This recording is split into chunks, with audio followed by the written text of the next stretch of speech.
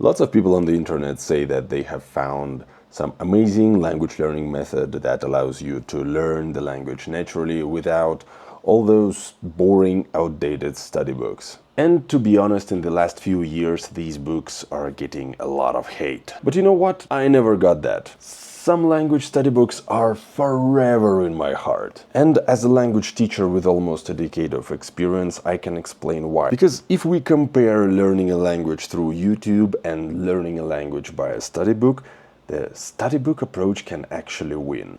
Why people hate study books? First of all, let's be fair. Why do so many people hate them so much? So there are several reasons. The reason number one is they feel outdated.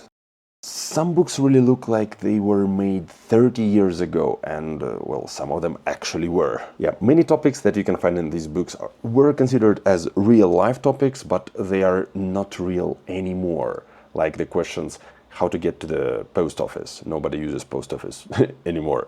And like in Chinese books, there is a famous phrase, 你好吗?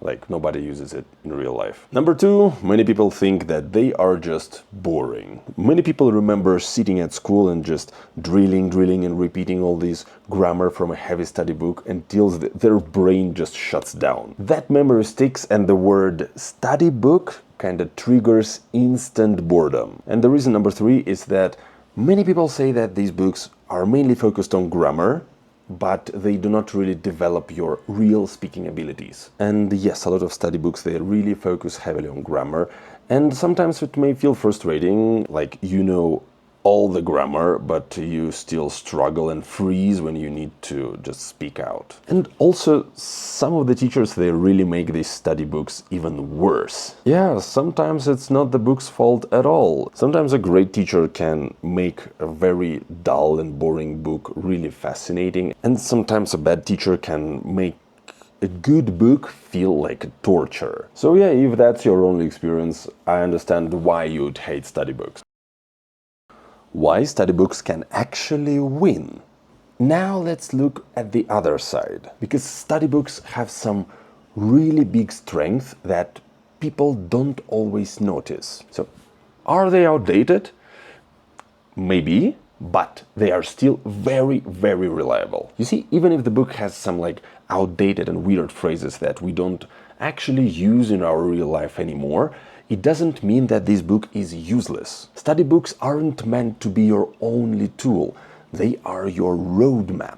They give you structure and control before you move to a real-world content. And let me explain why it's so important. There is a very famous principle in language learning formulated by Stephen Krashen. The best material is always your level plus one. It states that learners progress when exposed to comprehensible input slightly beyond their current proficiency level, where I is the learner's interlanguage and plus one is the next stage. So in simple words, you should find materials that are slightly above your level. Slightly, but not too much. Because that way the new knowledge, new vocabulary and unfamiliar phrases, they will very slowly and naturally merge into the context that you already know and you already understand. And this idea remains a cornerstone of the modern language teaching method. So not too easy and not too hard. That's exactly what study books do best. So they build your language skills step by step, and that's a lot better than just starting to listen to a random high-level podcast or starting to read your maybe favorite book, but which is way above your level. And you see, there is also such thing as the roadmap effect. The biggest strength of study books is that they give you a clear plan, a clear path, let's say so. When you are a beginner, the hardest thing is to know what to do next. Especially when we have so many YouTubers that just say, oh, you can just go ahead on YouTube and watch content, just consume content, just consume the language. That sounds amazing, but it doesn't provide you any clear roadmap of what to do. How to find the content that is suitable for you, how to find this perfect level plus one content. And so study books remove this chaos and they guide you step by step. And later, yes, you need to expand with podcasts, movies, TV shows, maybe adapted books or maybe then real novels.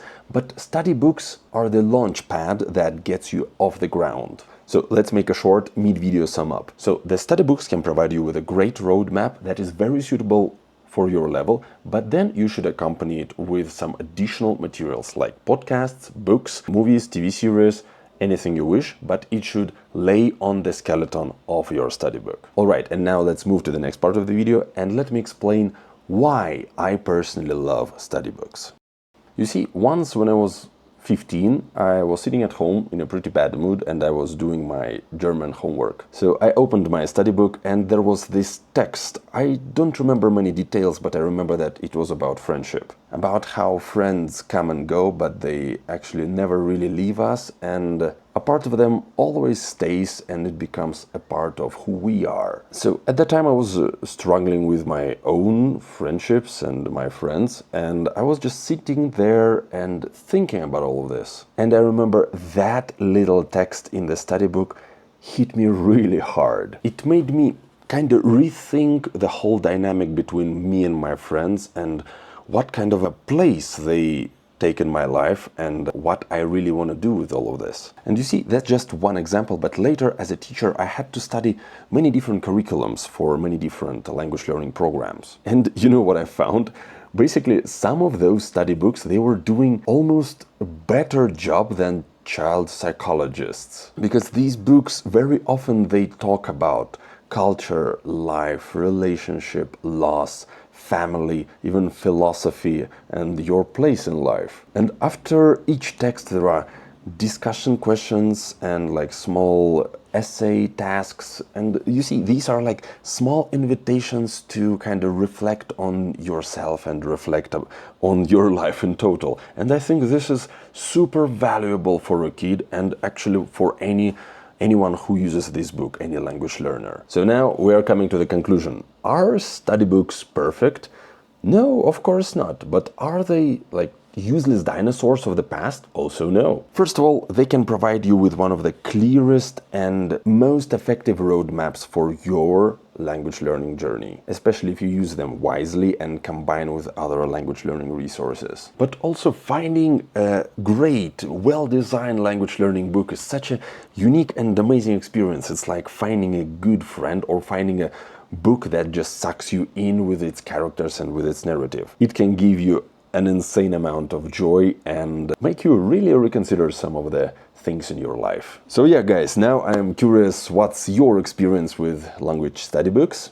Did you ever have one that really changed how you see languages or maybe affected your life in any way? So yeah, please share it in the comment section below. I'd love to hear your story. Thank you and see you in the next video. Bye.